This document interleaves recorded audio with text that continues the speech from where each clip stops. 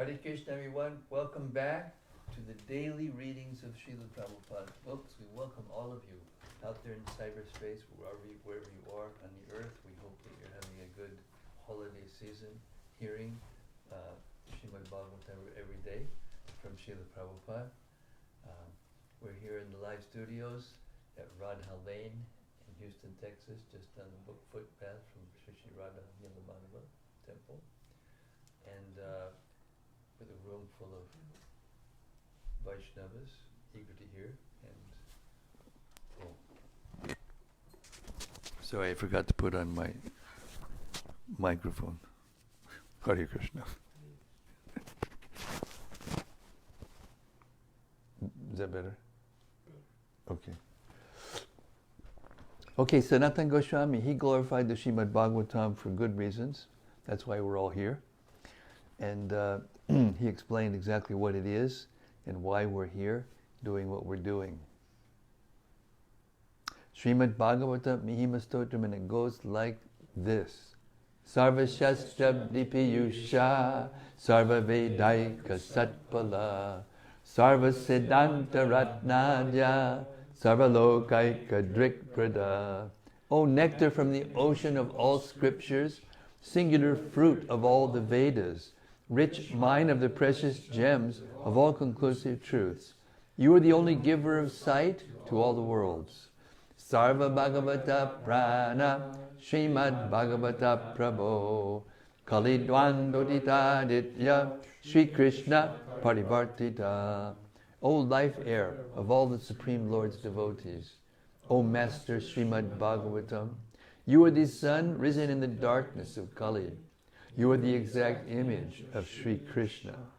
Premana Paramananda Partaya Prema Varshakshadayate Sarvada Sarvasevyaya Sri Krishnaya Namostume.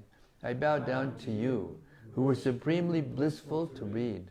Your every syllable pours down a flood of prema. You can always be served by everyone. You are Sri Krishna himself. Marika Bando Matsangin Madguru Mad Mahadana Man Nistadaka Mad Bhagya Mad Ananda Namostute. My only friend, my constant companion, my spiritual master, my great wealth, my savior, my good fortune, my source of ecstasy, I bow down to you. Asadu Saduta Dayin Atini Chutatakada Hanamunchagadachin Mam Premnarit Kantayospura. O bestower of saintliness to the unsaintly, O exalter of the most fallen, please never leave me. Always appear in my heart and my voice with pure love. Om Namo Bhagavate Vasudevaya. Om Namo Bhagavate Vasudevaya. Om Namo Bhagavate Vasudevaya. So we've reached the 86th chapter of the 10th canto, and by the way, there's 90 chapters in the 10th canto. We're coming to the end of the 10th canto already. My, how time flies when you're having a good time.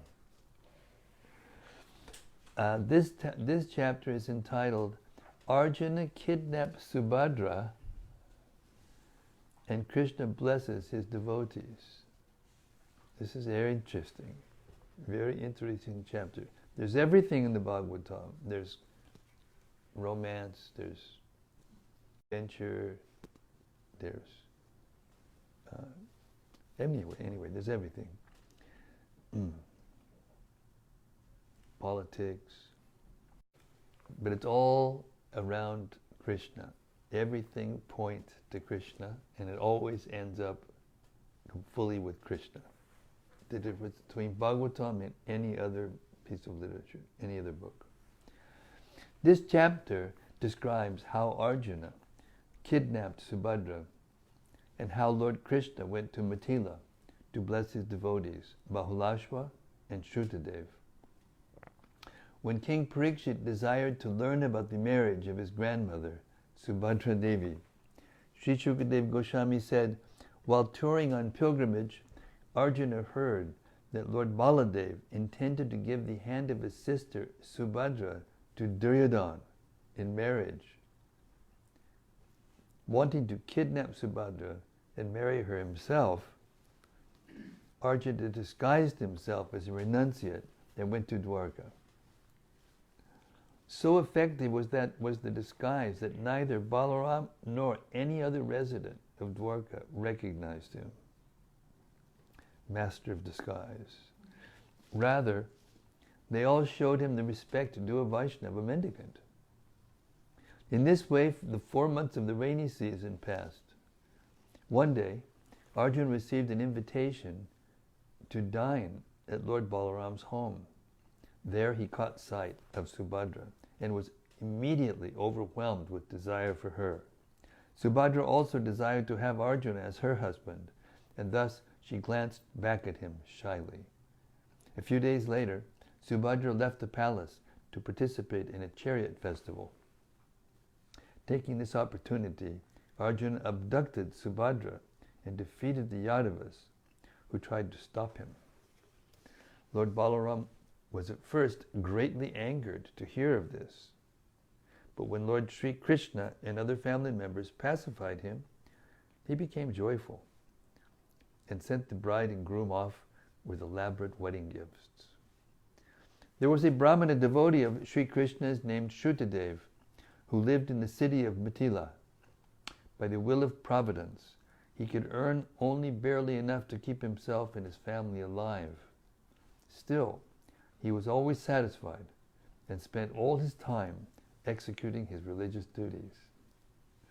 King Baulashwa was another great devotee of the Lord, residing in Mithila.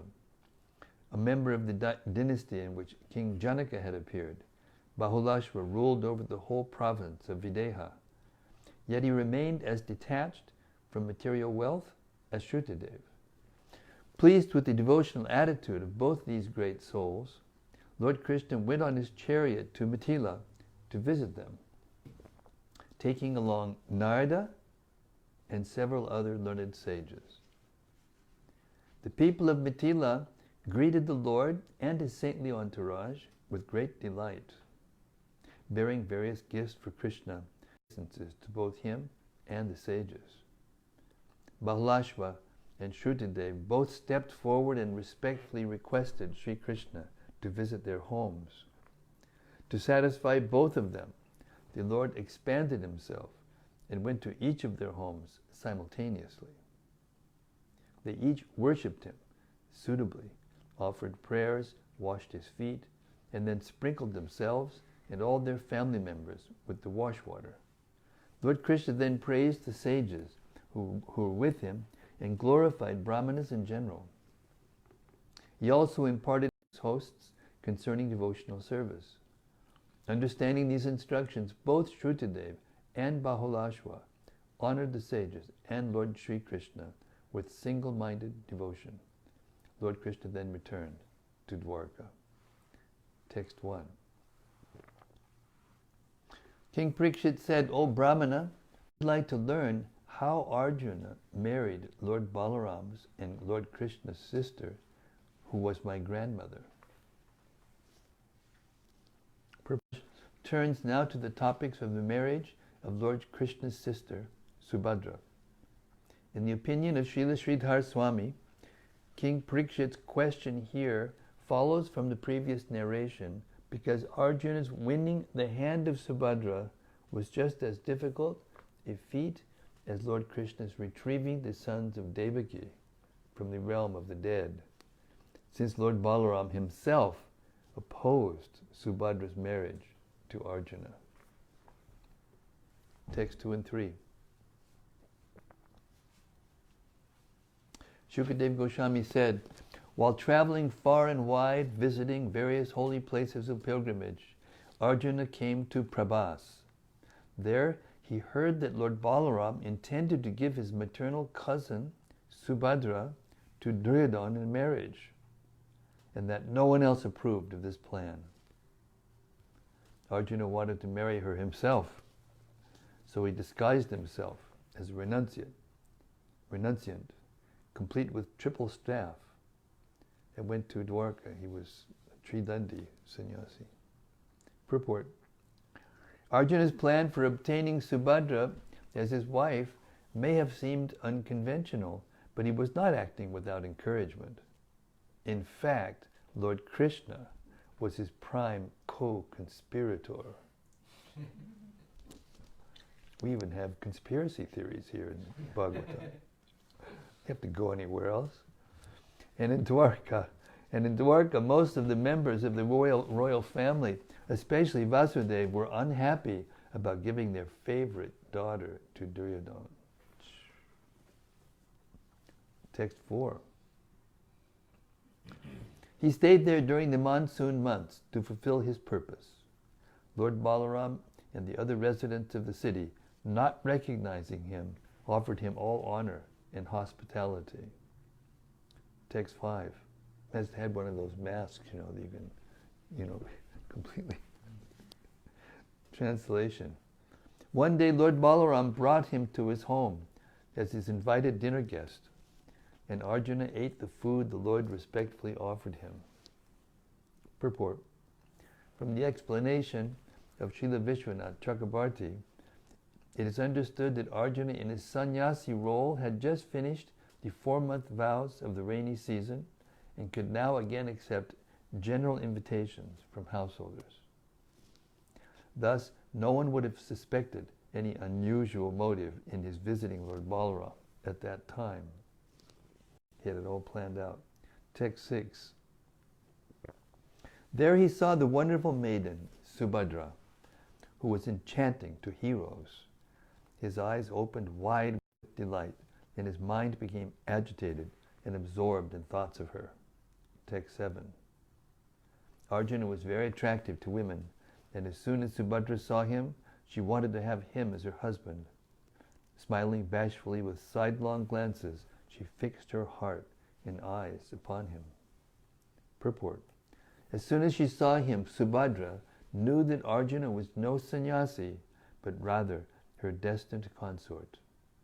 In Krishna, the Supreme Personality of Godhead, His Divine Grace, Srila Prabhupada elaborates. Arjuna, the grandfather of Maharaj Parikshit, was himself extraordinarily beautiful, and his bodily structure was very attractive to Subhadra, who decided within her mind that she would accept only Arjuna as her husband. As a simple girl, she was smiling with great pleasure looking at Arjuna. Text 8. Meditating only on her and waiting for the opportunity to take her away, Arjuna had no peace. His heart desire. Purport. Even while being honored by Lord Balaram, Arjuna was too distracted to appreciate the Lord's gracious hospitality. Arjuna's distraction and Lord Balaram's failure to recognize Arjuna in his disguise were both arrangements of the Supreme Lord to enjoy his transcendental pastimes. Text 9. Once, on the occasion of a great temple festival in honor of the Supreme Lord, Subhadra rode out of the fortress-like palace on a chariot, and at that time, the mighty chariot warrior Arjuna took the opportunity to kidnap her. Subhadra's parents and Krishna had sanctioned this. Purport. Srila Vishwanath Chakrabarti identifies this festival as the annual Rath Yatra for Lord Vishnu on the occasion of his rising from mystic sleep at the end of Chaturmasya. Subhadra's parents are Vasudeva and Devaki. Standing on his chariot, Arjuna took up his bow and drove off the valiant fighters and palace guard to try to block his way. As her relatives shouted in anger, he took Subhadra away, just as a lion takes his prey from the midst of lesser animals. Text 11. When he heard of Subhadra's kidnapping, Lord Balaram became as disturbed as the ocean during the full moon. But Lord Krishna respectfully took hold of his feet and together with other family members pacified him by explaining the matter. Text 12. Lord Balaram then happily sent the bride and groom very valuable wedding gifts consisting of elephants, chariots, horses, and male and female. 13. Shukadeva Goswami continued, there was a devotee of Krishna's known as Shrutadev, who was a first-class Brahmana, perfectly satisfied by rendering unalloyed devotional service to Lord Krishna. He was peaceful, learned, and free from sense gratification. 14. Living as a religious householder in the city of Mithila, within the kingdom of Videha, he managed to fulfill his obligations while maintaining himself with whatever sustenance easily came his way. 15. By the will of providence, he obtained each day just what he needed for his maintenance, and no more. Satisfied with this much, he properly executed his religious duties. Purport. An ideal Vaishnava Brahmana, even if encumbered by the ties of family life, should work only as hard as required to meet his obligations, without being unnecessarily agitated for material advancement. He should devote the best part of his time and assets to his higher duties in the Supreme Lord's service.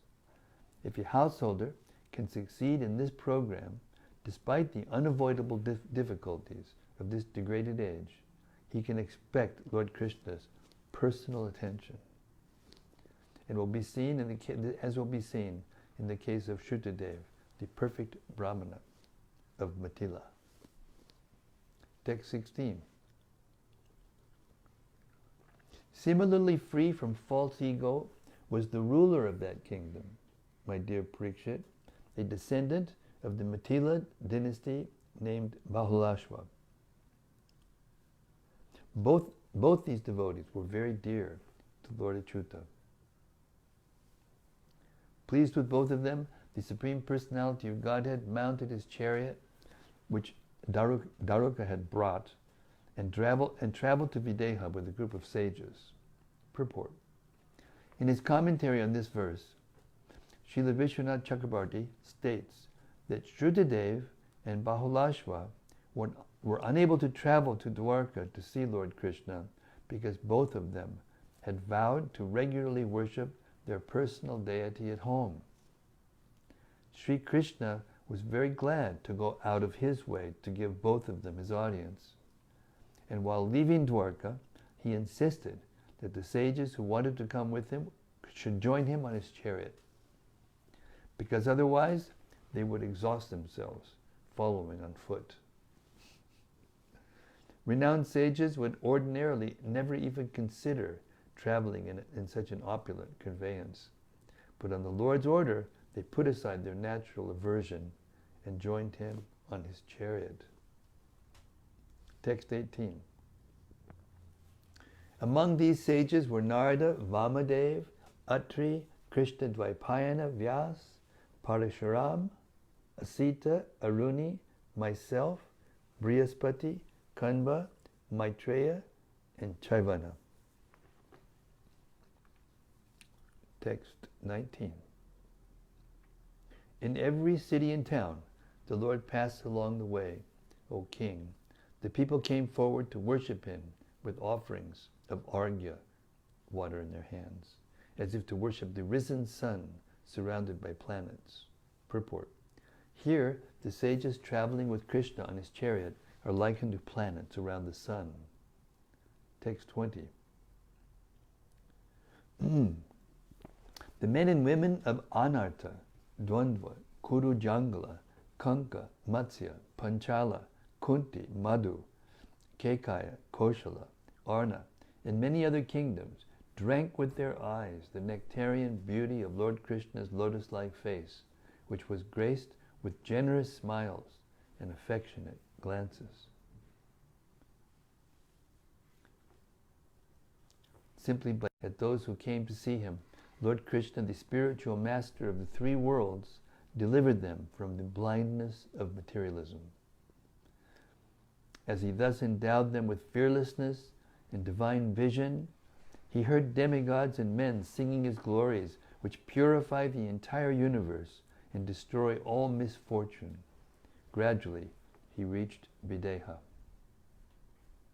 Purport.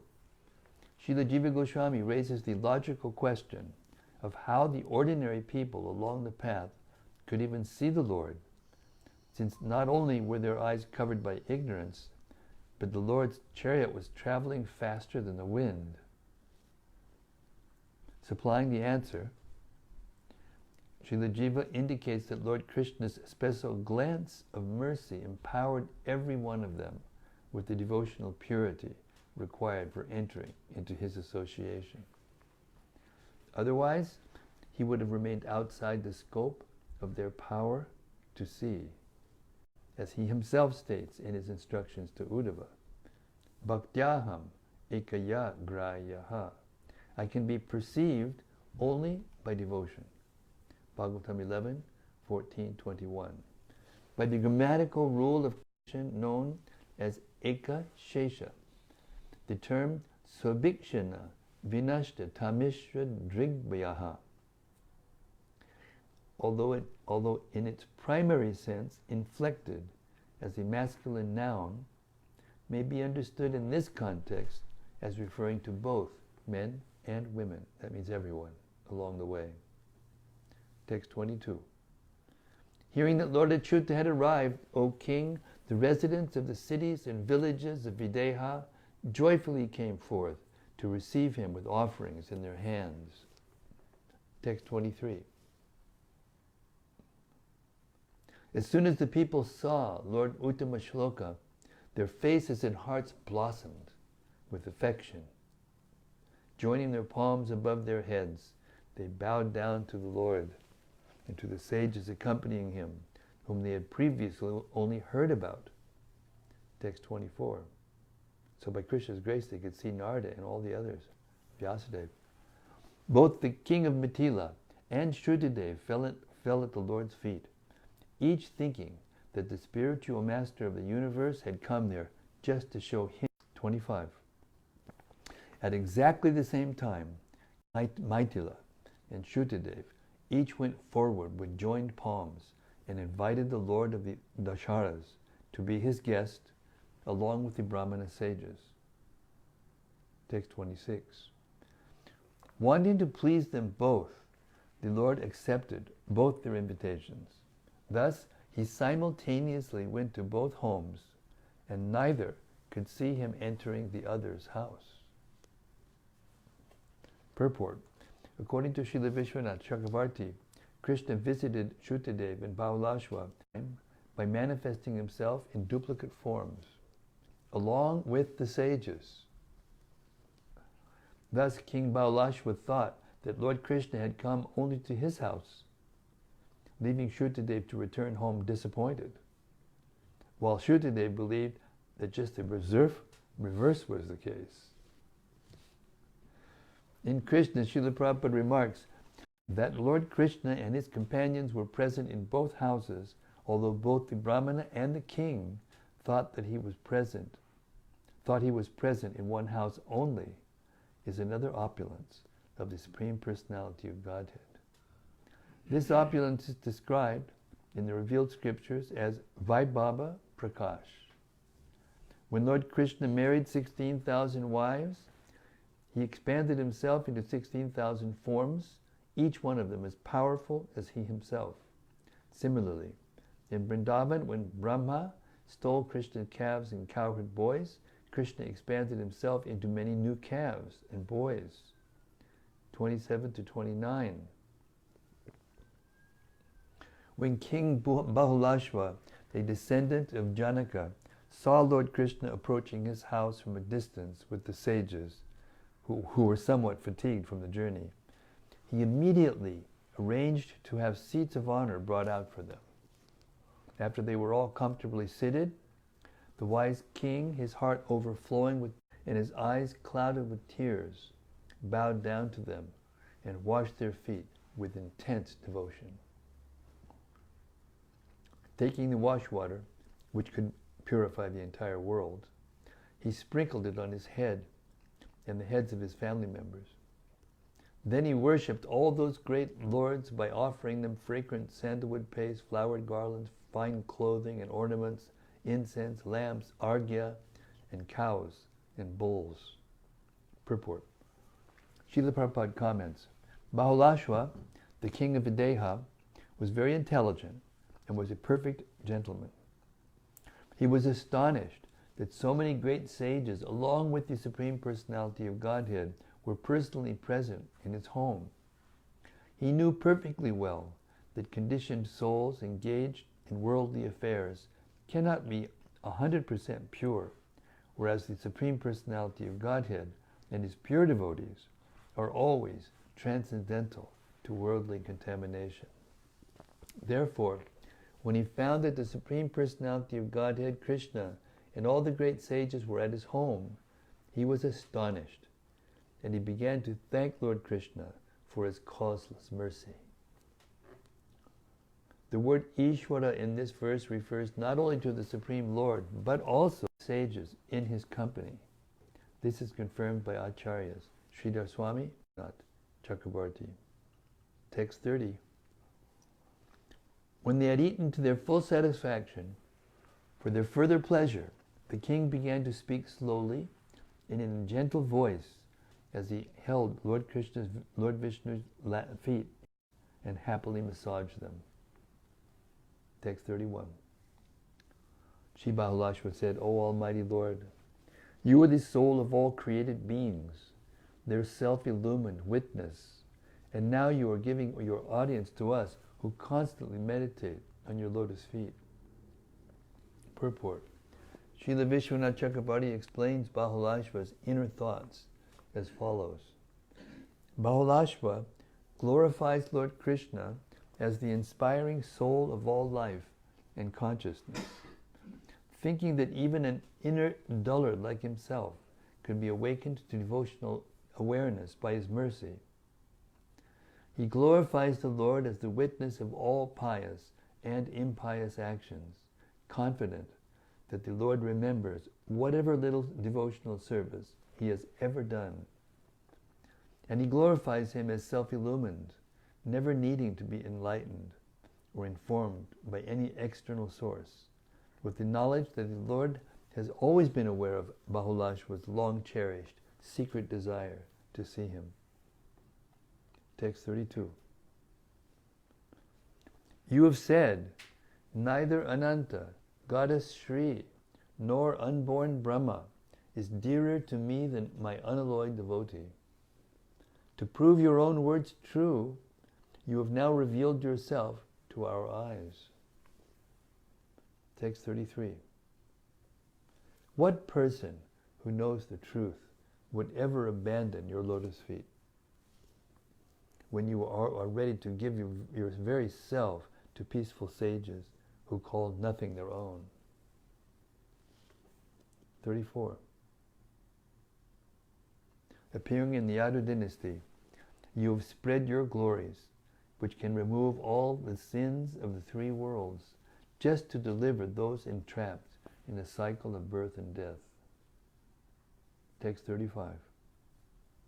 Obeisances to you, the Supreme Personality of Godhead, Lord Krishna, whose intelligence is never unrestricted.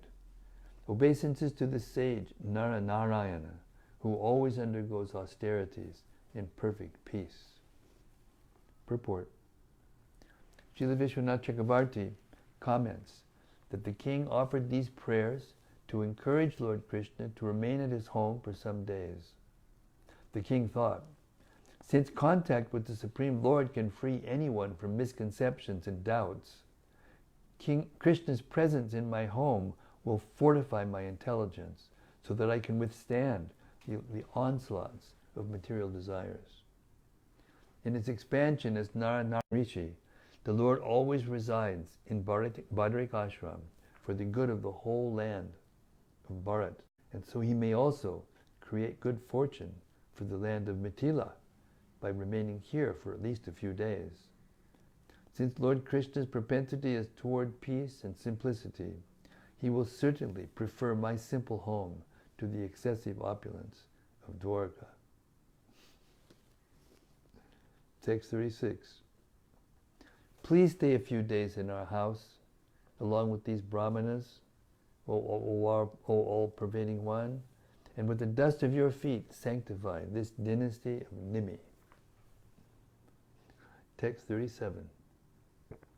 Shukadeva Goswami continued, thus invited by the king, the Supreme Lord, sustainer of the world, consented to stay for some time to bestow good fortune on the men and women of Mithila. Text 38. Shukadeva received Lord Achyuta in his home with as much enthusiasm as that shown by King Bahulashva. After bowing down to the Lord and the sages, Shukadeva began to dance with great joy, waving his shawl. Text 39. After bringing mats of grass and darba straw and seating his guests upon them, he greeted them with words of welcome. Then he and his wife washed their feet with great pleasure. Purport. To provide even this simple welcome, Shukadeva had to go next door to his neighbors and borrow extra mats. This insight is provided by Srila Vishwanath Chakravarti. Text 40. With the wash water, the virtuous Shukadeva copiously sprinkled himself, his house, and his family. Overjoyed, he felt that all his desires had now been fulfilled. Text 41. He worshipped them with offerings of auspicious items easily available to him, such as fruits, ushira root, pure nectarian water, fragrant clay, tulsi leaves, kusha grass, and lotus flowers. Then he offered them food that increases the mode of goodness. Text 42. He wondered, how is it that I, fallen into the blind well of family life, have been able to meet Lord Krishna? And how have I also been allowed to meet these great brahmanas, who always carry the Lord within their hearts? Indeed, the dust of their feet is the shelter of all holy places. 43. When his guests were seated comfortably, having each received a proper welcome, Shukadeva approached them and sat down nearby with his wife, children, and other dependents. Then, while massaging the Lord's feet, he addressed Krishna and the sages. Text 44. Shukadeva said, it is not that we have attained the audience of the Supreme Person only today, for we have in fact been associating with him ever since he created this universe with his energies and then entered it in his transcendental form. 45. The Lord is like a sleeping person who creates a separate world in his imagination and then enters his own dream and sees himself within it. Purport. In the illusion of his dream, a sleeping person creates an apparent world, complete with cities populated by the fictional products of his imagination. In somewhat the same way, the Lord manifests the cosmos. Of course, the creation is not illusory for the Lord, but it is for those souls who are put under the control of his Maya potency. As her service to the Lord, Maya deludes the conditioned souls into accepting as real her temporary, insubstantial manifestations. Text 46. You reveal yourself within the hearts of those persons of pure consciousness who constantly hear about you, chant about you, worship you, glorify you, and converse with one another about you. Text 47. But although you reside within the heart, you are very far away from those whose minds are disturbed by their entanglement in material work. Indeed, no one can grasp you by his material powers, for you reveal yourself only in the hearts of those who have learned to appreciate your transcendental qualities. Purport. The all-merciful Lord is in everyone's heart. Seeing Him there, however, is possible only when one's heart is completely purified. Materialists may demand that God prove His existence by coming into view as a result of their empirical investigations. But God has no need to respond to such impudence. As Lord Krishna states in Bhagavad Gita 7.25, Naham prakashak sarvasya yogamaya samavritaha mudho yam nabijanati lokomam ajamavyayam. I am never manifest to the foolish and unintelligent. For them I am covered by my internal potency, and therefore they do not know that I am unborn and infallible. Text 48. Let me offer my obeisances unto you. You are realized as the Supreme Soul by those who know the Absolute Truth, whereas in your form of time, you imposed death upon the forgetful souls. You appear both in your causeless spiritual form and in the created form of this universe, thus simultaneously uncovering the eyes of your devotees and obstructing the vision of the non-devotees. Purport. When the Lord appears before His devotees in His eternal spiritual form, their eyes become uncovered, in the sense that all vestiges of illusion are dispelled, and they drink in the beautiful vision of the Absolute Truth, the personality of Godhead. For the non-devotees, on the other hand, the Lord appears as material nature, His universal form, and in this way He covers their vision, so that His spiritual, personal form remains invisible to them. Srila Vishwanath Chakravarti gives another interpretation of this verse based on an alternative understanding of anatmane, a form of the word anatma. Various classes of men know the Absolute Truth in different ways. The devotees of the Lord, who are in the reciprocal mood of neutral admiration, shantaras, meditate on the Supreme as possessing a divine personal form, Atma, or Sri Vigraha, transcending all aspects of material illusion.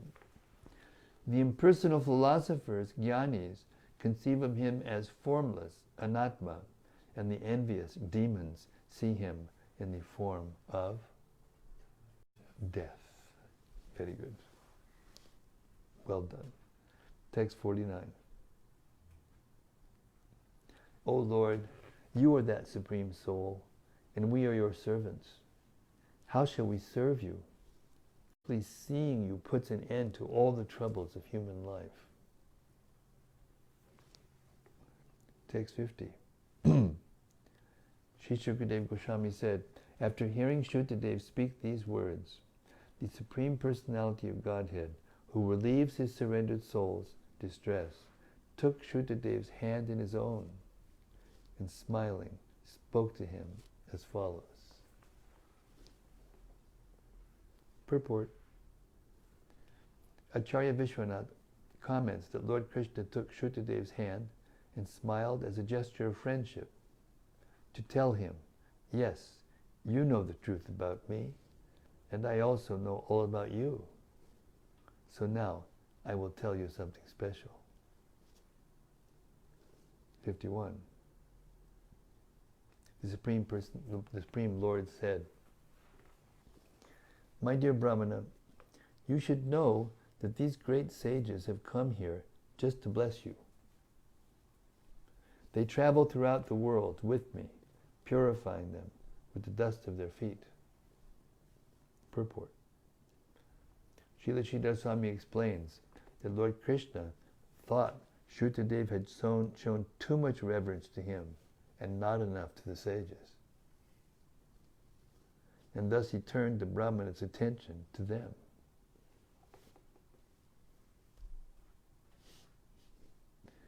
Text 52. One can gradually become purified by seeing, touching, and worshipping temple deities, places of pilgrimage, and holy rivers. But one can attain the same result immediately simply by receiving the glance of exalted sages. Purport. Rather than remaining in seclusion and concentrating on their own perfection, Vaishnava Brahmanas of the highest order dedicate their lives to sharing the benediction of the Lord's devotional service. In the words of the sons of King Prachinibarhi, Tesham vicharatam padbyam tirtanam pavanechtraya vitasya kim narocheta tabakanam samagan maha. My dear Lord, your personal associates, your devotees, wander all over the world to purify even the holy places of pilgrimage. Is not such activity pleasing to those who are actually afraid of material existence? Bhagavatam 4:30, 37. And Prahlad Maharaj says, Praye monayak savimukti kama maunam chadanti vijane saparartha nishtaha naitan vihaya kripavan mumumuksha eko nanyam tvat asya shadanam brahmato nupashye. My dear Lord Nrsingadev, I see that there are many saintly persons indeed, but they are interested only in their own deliverance, not caring for the big cities and towns. They go to the Himalayas or the forest to meditate with vows of silence, monavrata.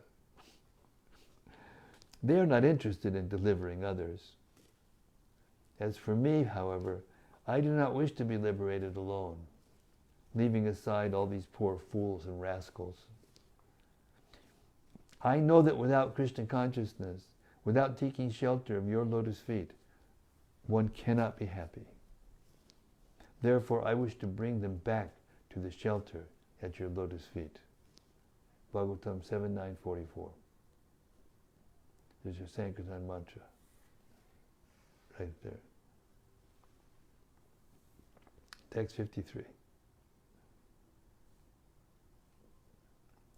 By his very birth, a Brahmana is the best of all living beings in this world, and he becomes even more exalted when he is endowed with austerity, learning, and self-satisfaction.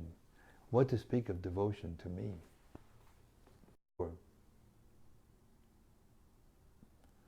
Even my own four-armed form is no dearer to me than a Brahmana.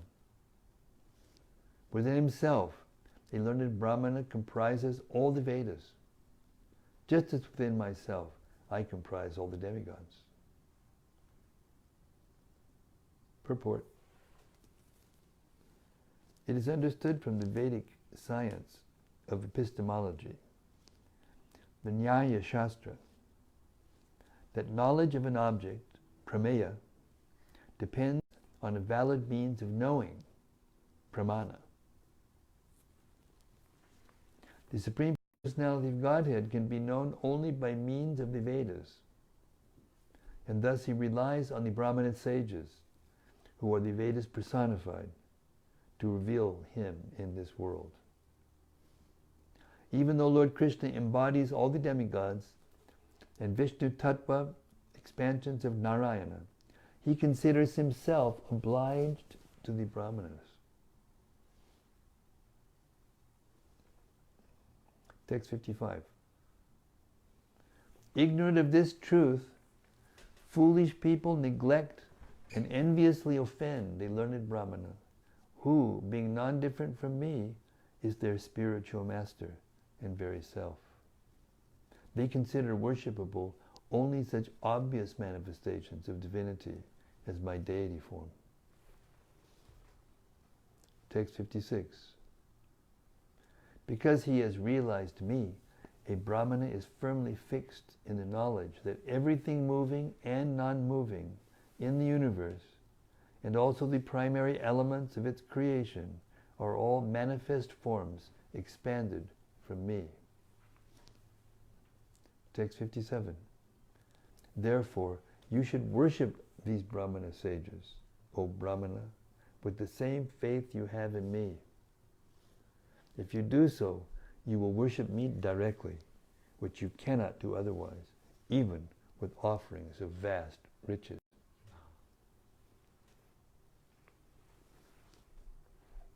Text 58. Sri Shuka said, so instructed by his Lord, with single-minded devotion, Shukadev worshipped Sri Krishna, and the topmost Brahmanas accompanying him, and King Baulashva did the same. Thus both Shukadev and the king attained the ultimate transcendental destination. Text 59. O king, thus the personality of Godhead, who was devoted to his own devotees, stayed for some time with his two great devotees, Shukadev and Bahulashva, teaching them the behavior of perfect saints. Then the Lord returned to Dwarka. Purport. In his narration of this pastime in Krishna, the Supreme Personality of Godhead, His Divine Grace, A.C. Bhaktivedanta Swami Prabhupada concludes, the instruction we receive from this incident is that King Baulashva and Shukadev, the Brahmana, were accepted by the Lord on the same level because both were pure devotees. This is the real qualification for being recognized by the Supreme Personality of Godhead. Because it has become the fashion of this age to be falsely proud of having taken birth in the family of a Kshatriya or a Brahmana, we see persons without any qualification other than birth claiming to be a Brahmana or Kshatriya or Vaishya. But as stated in the scriptures, Kalau Shudra Sambhavaha. In this age of Kali, everyone is born a Shudra. This is because there is no performance of the purificatory processes known as sanskaras, which begin from the time of the mother's pregnancy and continue up to the point of the individual's death. No one can be classified as a member of a particular caste, especially of a higher caste, Brahmana, Kshatriya, or Vaishya, simply by birthright. If one is not purified by the process of the seed-giving ceremony, or Garbhadana Sanskara, he is immediately classified amongst the Shudras, because only the Shudras do not undergo this purificatory process. Sex life, without the purificatory process of Krishna consciousness, is merely the seed-giving process of the Shudras or the animals. Krishna consciousness is therefore the best process of purification.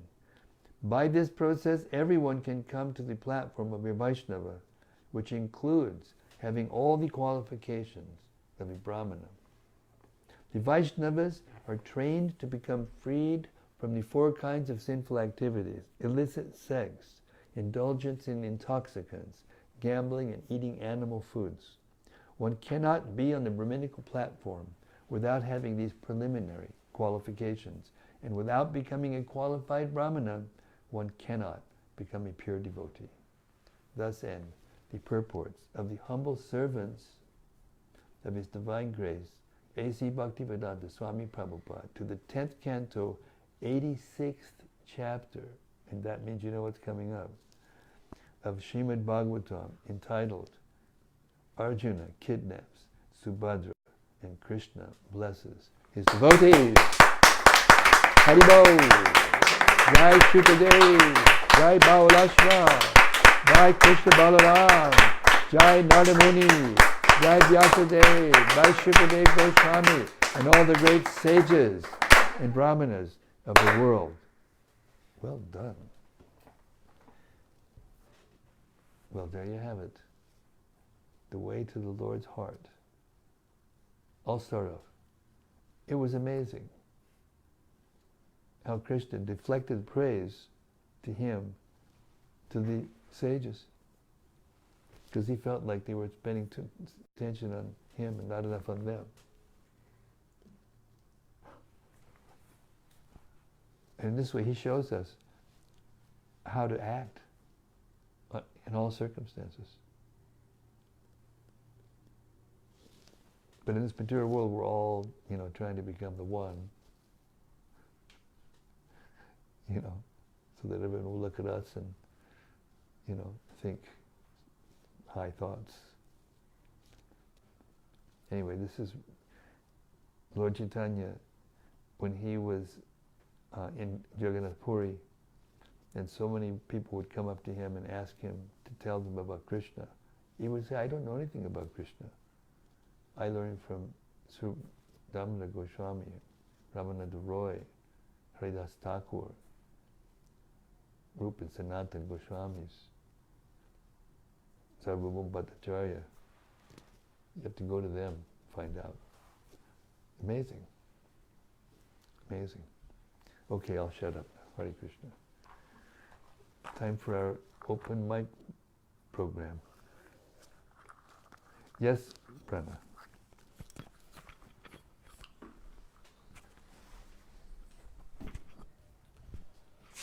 Well, I was just thinking on that same point in the Brihad Bhagavatamrita, when Narada Muni is going around to the different devotees, the first ones, like some of the kings and Brahma and Shiva, they all totally deny his praise of them and say, no, Krishna didn't give us mercy. But then as he gets further along, like when he gets to the Pandavas and the Yadus and Uddhava, they actually don't deny the praise, but they just instead start praising whoever is better than them. Because they said they can't deny the praise because it's in relation to Krishna. So well, I have to edit it a little bit. Oh, please. Every single person he met denied the praise and pointed him to a higher person, all along, from a Brahman, the original Brahman, then the king, then Indra, and so on. But Uddhava was the one who didn't deny it. Because he was so intimate with Krishna that he couldn't. Because he didn't want to, and Narada didn't want to embarrass them.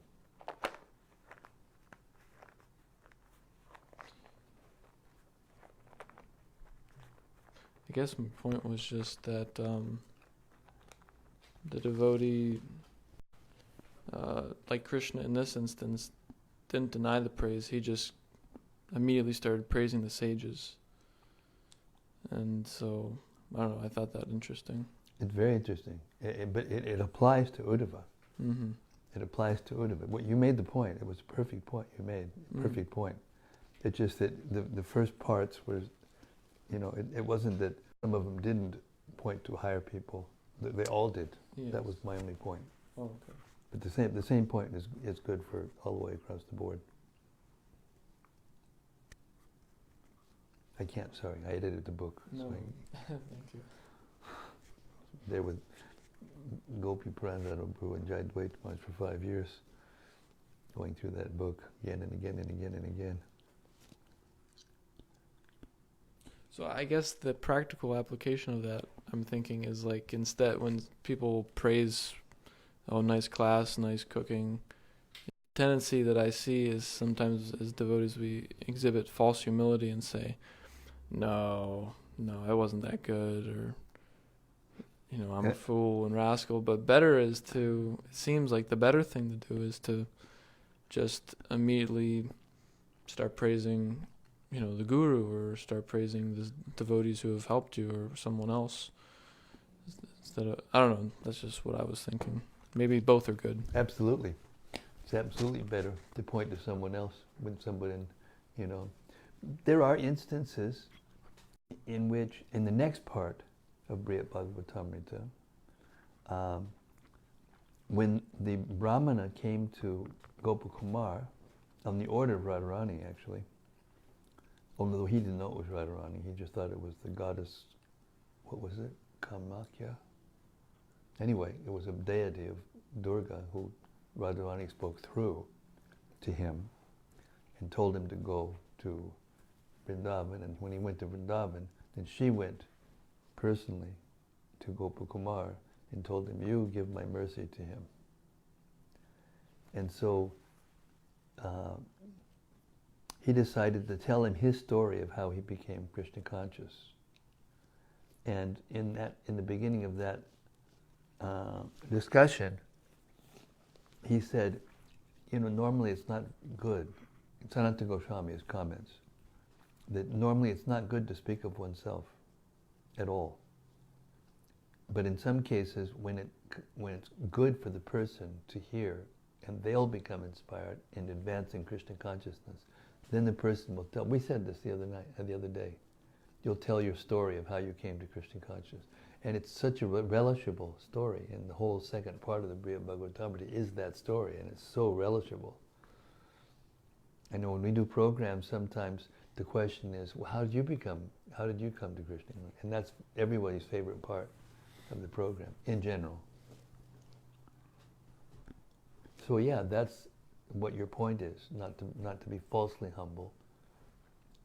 Prabhupada said, you can be proud of being Krishna's devotee because you're a devotee of Krishna. And it's actually a glorification of Krishna.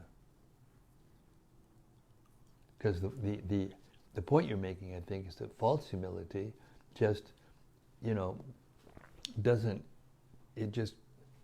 point to anybody else. It just kind of puts you over in a corner and say, no, not me.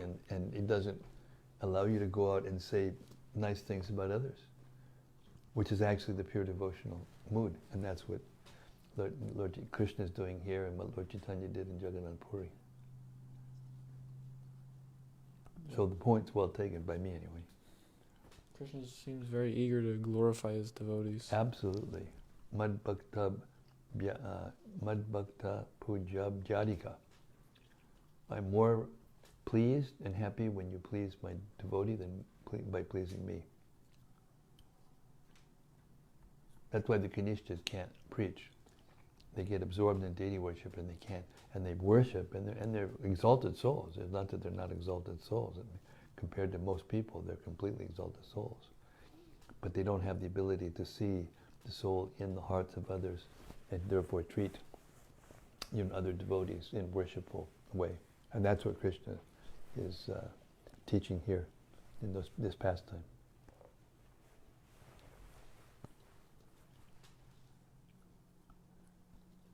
So if we want to please Krishna the best way, then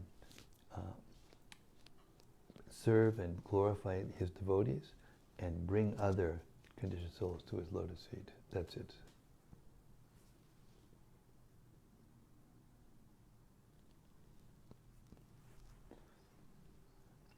And another thing that relates to this is that the devotee, of course, doesn't want to take the praise. Krishna's there saying you're not giving enough praise to these. Remember when the sages came in the sacrifice, Kurukshetra, they came to glorify Krishna, and when Krishna stood up in front of everyone and glorified them, they just became bewildered. They couldn't understand what was going on.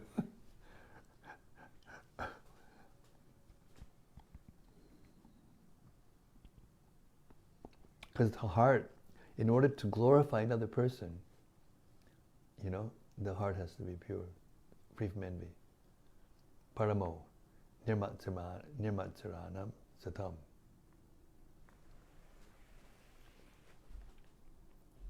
Prabhupada, I just heard Prabhupada the other day, I think it was yesterday morning, say paramo, nirmatsaranam is talking about paramahansa, being free from envy. The qualification of the Paramahansa is free from envy. Sees the good qualities in others and appreciates them and doesn't feel bad when somebody's doing good. Envious people feel bad when they see other people doing good and then they try to bring them down somehow or other, put themselves up. You look effulgent. Did you know that? You look in the mirror, you don't see it. Anyway, your color has come back since your operation. Your color's come back. Your effulgence is back. Very nice to see, by the way. That's a success. Huh? I guess that was the purpose, I guess, of the surgery. Yeah, it certainly was. Certainly was. I'm going under the knife myself this summer. This spring. Whew. Anyway, doesn't touch us. We must get some realization by an experience like that we're actually different. It's quite an experience. Yes, quite an experience. Krishna's so kind. Yeah. I didn't even realize, actually. Yeah, gives everybody what they need.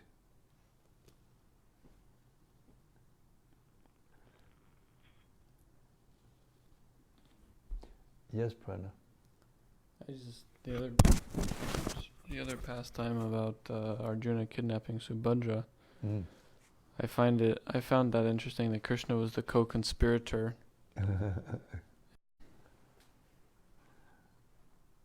Krishna's pastimes, although he's protecting religious principles and everything, he also kind of will, just have fun.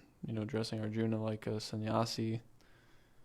Because I'm thinking from the 4th canto when Indra dressed as the sannyasi and stole the horse from Maharaj Prithu's sacrifice. Prabhupada writes in the purports there that kind of set in was the beginning in history of these pseudo renunciates. Yes. And the Upasampradayas or something Correct. like that. But here Krishna is just having fun and kind of can do these things, and it's blissful. Still butter, it's blissful. And these things, it's his He's leela. glorified for whatever he does. Yeah, he's glorified for whatever he does. Yes. Bhakti Doug. Yeah, Hare Krishna Maharaj. Haribo. Also on that pastime of Arjuna kidnapping Subhadra, I just thought it's interesting too, because it's the way it happened and the explanation that it's giving of how Arjuna is overcome by all this passion for Subhadra, and likewise on her part. It seems like something you'd see in like a mundane love affair or something, but this one is completely different because it's for Krishna's pleasure. It's his arrangement. So I just think it's really interesting how one could confuse those two things. It seems like pretty easily. Could you make a comment on this? Yeah, the attraction between male and female is eternal in all places at all times. And in the pastimes of the Lord, it manifests itself like that, in a way that ends up being pleasing to everyone. I thought it was interesting how Duryodhana was determined to marry her to Duryodhana. Baladev. I mean, that shows how much sympathy he had towards Duryodhana and the Kurus. That's why he left. He couldn't stand to be around during the battle, so he just left on that pilgrimage. Yeah, it doesn't mean that there isn't, attraction between male and female. In Krishna's pastimes, it's allowed, and it's religious. It's spiritual and devotional, because Krishna is always in the center, and Krishna was arranging it. What is God going to say? No. I mean, it was easier to say yes to that than the battle of Kurukshetra.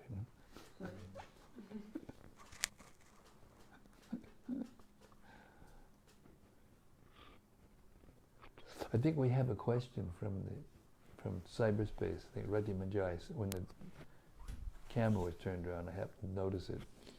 Yes. Now she says, Dear Guru Maharaj, please accept my humble obeisances. I have a question.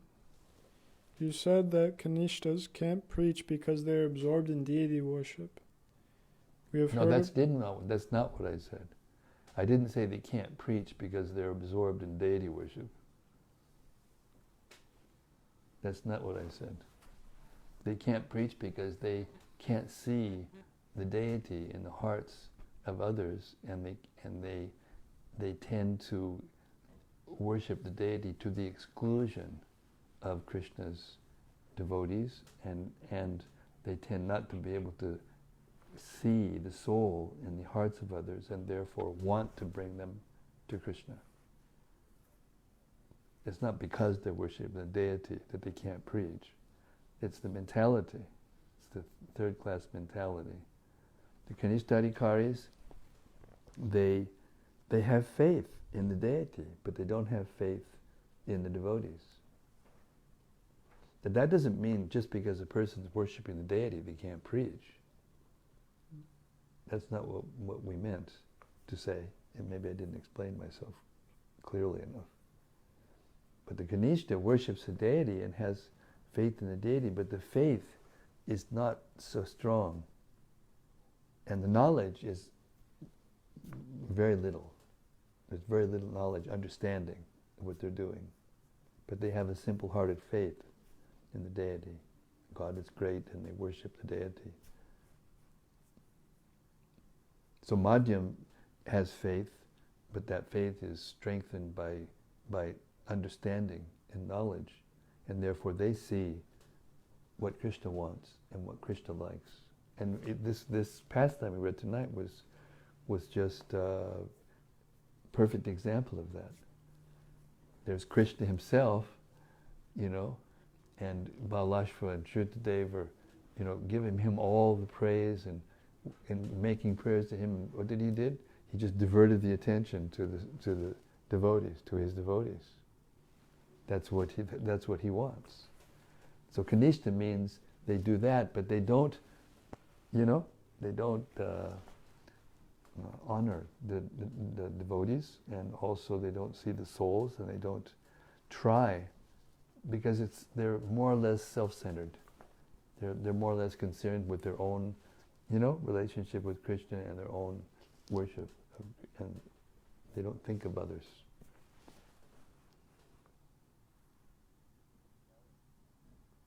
Does that make it more clear, Rati? Maybe you could type something so we can understand whether I got it or not.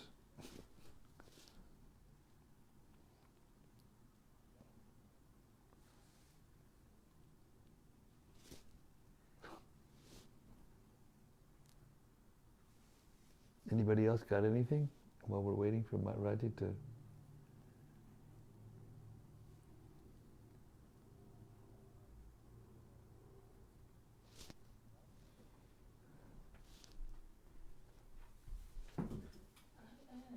Yes, Kalindi. How, maybe that's just Krishna's pastime, but how favorable to Duryodhana?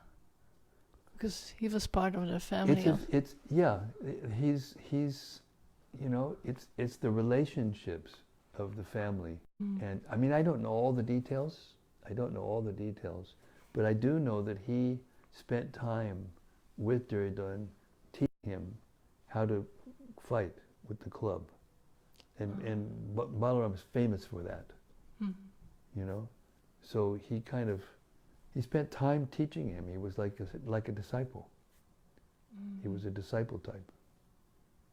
And so, that relationship was there, and it made him more inclined. Haribol Sarva. Because he must have seen also he must have known also all the unfair activities that Duryodhana did to the Pandavas. He must have witnessed that, or not? Yeah, he did, but he was neutral. Just like Krishna, he was more or less neutral. He favored Arjuna, but he didn't fight. Mm-hmm. At the beginning of the of the battle, when Krishna asked him to, when he asked Krishna to put him and take me to the middle of the battlefield, and let me see who's here, who's willing to fight. And he saw all his relatives and, you know, teachers and in-laws and brothers and sons and grandsons, and they're on both sides, relatives. Therefore he became bewildered and he wouldn't fight. And Krishna was Krishna decided he wouldn't fight.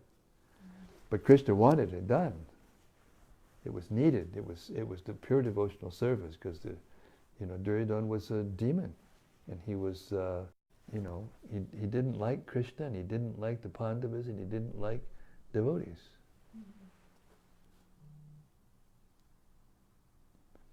And there's only one way to explain that, and that it's a pastime. It's a pastime. Because Balaram, they may seem to have these,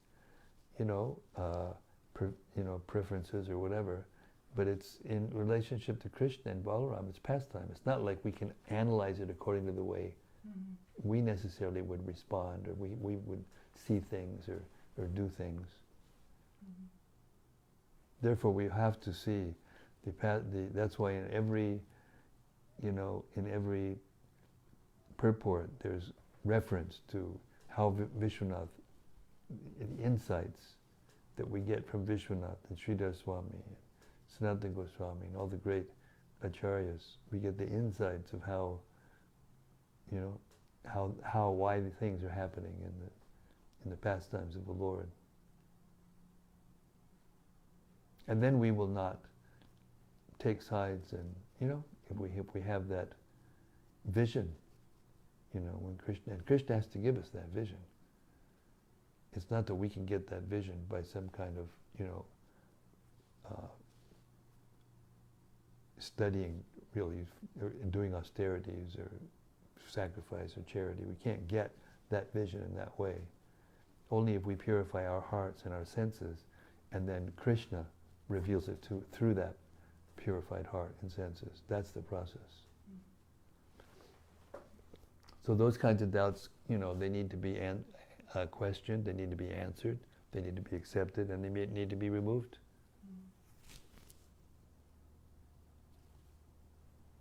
Because there's nothing there's no emotion, there's nothing in the material world that doesn't exist in its pure form in the spiritual world. It's not that, these competitions and emotional attachments and all these things, they also exist in the spiritual world. But Krishna's in the center. And therefore, as soon as Krishna went to him and said, by the way, brother, this was all arranged and everybody wants it, even the family wants it, so, and he said, oh, okay. So it's not that kind of, anger.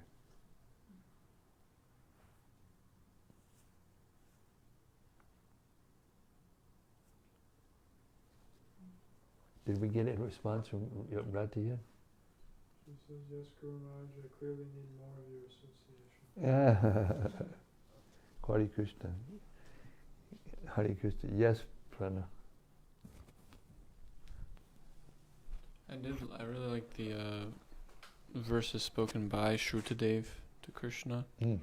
Some of them here about how he said that it's not only today that we've gotten your audience, but we've always had it. Yes. And how he's residing in everyone's heart, but still he's very far, because only one whose mind is, he says, you reveal yourself within the hearts of those persons of pure consciousness who constantly hear about you, chant about you, worship you, glorify you, and converse with one another about you. And I like that verse a lot, because kind of spells out the abhideya, that we just have to always stay in the the practices of Krishna consciousness and have that taste for hearing about Krishna and speaking about Matkata prana bodhiyantas padas katyantas tumam tushanti charamantija. It's Krishna. It's where it pleases him. And therefore it works. efficient. That's the process of pure devotional service. What pleases Krishna, that's what we're here for. And He's giving us everything. I like the part of the prayers where He's saying, everything is actually your energy. And we hear that in practically every prayer. All the prayers, they also make the same point. All the energy I have, that you have, or anybody has, it's all given to us by Krishna. So if we're not grateful, then what?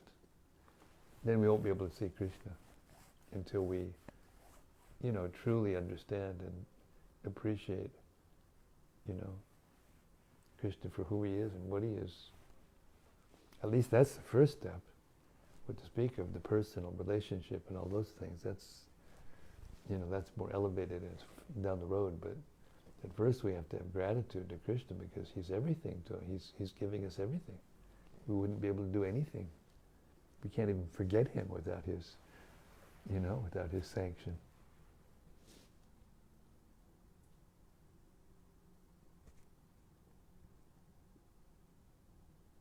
Okay, I think I'll stop now. Oh, something else. Go ahead.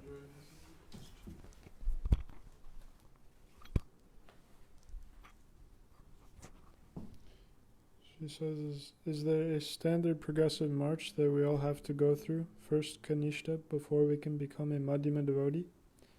To what extent does this apply to ISKCON devotees? Can one have a preference? Personally, I know I like to preach, but sometimes my faith in the deity is not very deep yet. What does that make me? Or should it not be of our concern? Well, devotional service is a process. It's a process, and we have to go through the process. We have to go through the stages. But there's sadhana siddha, and there's kripa siddha, and there's nitya siddha. So the process, the normal process, is sadhana siddha. So by our experience of living in the material world for many, many lifetimes, and coming in contact with Krishna in ways unbeknownst to us, we become gradually purified by Gyata Sukriti, and therefore at one point the heart becomes faithful, or there's some glimmer of faith, and then Krishna appreciates, makes arrangements, we come in contact with devotees in a way that we're more conscious, and then we become attracted, and then we want to associate with devotees. And in the association with devotees, we get spiritual experience, and then we want to take it seriously. Krishna sends us spiritual master, we take initiation, and then we perform the devotional service under the instructions of the spiritual master, and our anarthas are removed. And gradually, as the anarthas are removed, then we become fixed. Then our faith becomes strong, fixed. And then we get taste.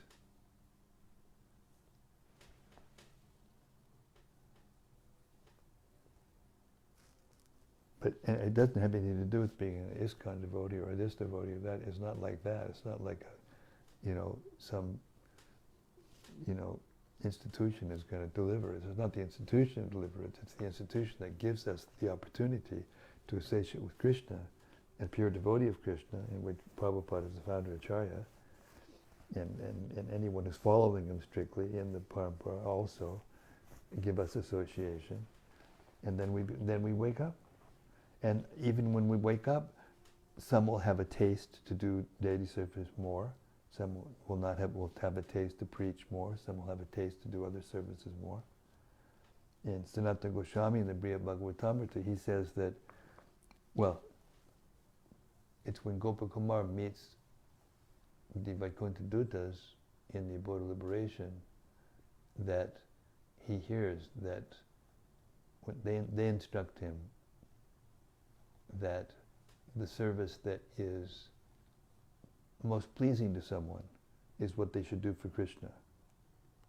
Not that they do something pleasing for themselves, but the service that they like to do best for Krishna is the service that they should do for Krishna. Why? Because if you do something enthusiastically for someone, it's more pleasing. And if you do something without enthusiasm, it's not as pleasing. And that's why we need to wake up and be enthusiastic. Even if we're not feeling enthusiastic, we need to act like we're enthusiastic. And that's pleasing to Krishna. And then by doing that, that enthusiasm will eventually come out. And then we'll feel enthusiasm and attraction for Krishna. So that's the essence. And therefore it says in so many places that one or more of those 9 processes of devotional service is sufficient to purify one and give one love for Krishna and take one back to Godhead. That's what it means, that there's no hard and fast rules. You have to do it like this. You're an ISKCON devotee, so you have to do like that. That's not devotional service is voluntary. Pure devotional service is spontaneous. But we are not on that platform, therefore we have to follow strictly the rules and regulations given to us by Prabhupada. And by that process, our hearts and senses and mind are purified, and then these natural flow comes out from the heart, from Krishna.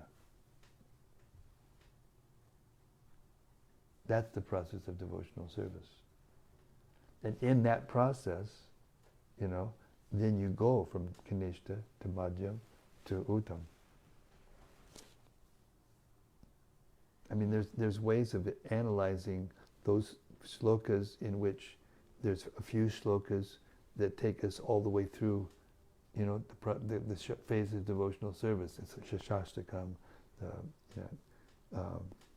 Upadeshamrita, Manakshiksha. These are all, actually Upadeshamrita is a term that means the essence of a person's teachings. That's what the term means. So most of our acharyas have written something like that. And Lord Chaitanya only wrote the Shikshastakam. So in that, there's ways of collating or what's the word? Correspondence of what stage you're at, in the process of following those verses that describe the process of devotional service from beginning to end. Like controlling your urges and your senses to jumping in Radha Kund. And in between there's lots of stages. And you have to go through each one of those stages and you have to assimilate. You have to assimilate the instructions and actually follow them and practice them and purify yourself by that process. And then your perception changes, your vision, your hearing, everything changes as your heart and your senses become purified. And then you'll only want to think about Krishna. That's all you can think about is Krishna. So then when you talk to, and you only want to be with devotees, and you want to go out and bring other, conditions to devotees, and you see them as devotees. You see the soul, to see the soul means to see them as devotees.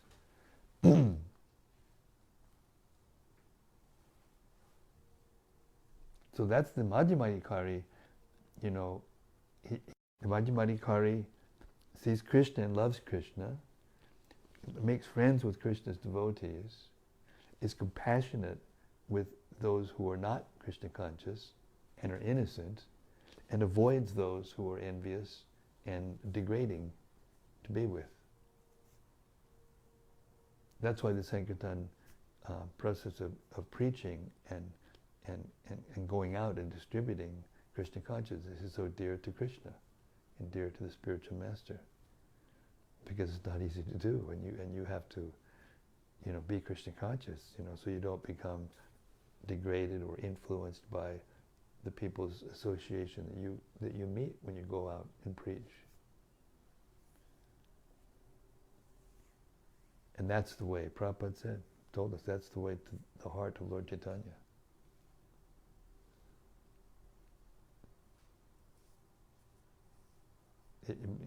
But we may wash a floor in that consciousness, that if I wash this floor, Krishna will be pleased, and when people come in the door and they see how clean it is, they won't want to leave.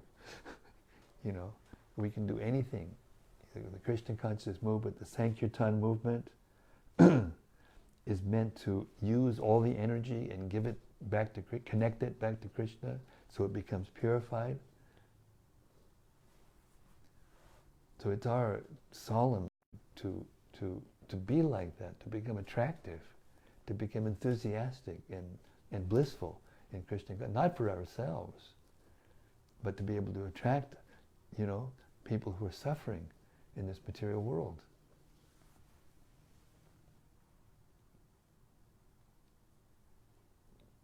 So the most advanced devotees, it's not that they don't worship deities or don't feel, you know, affection and natural attraction for the deities, but they may emphasize, you know, another devotional service.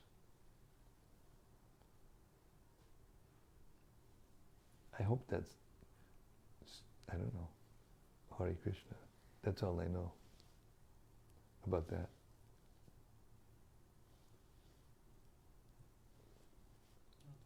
Said thank you, very beautiful explanation. Hare Krishna. Thanks for the question. The explanations can't come without the questions.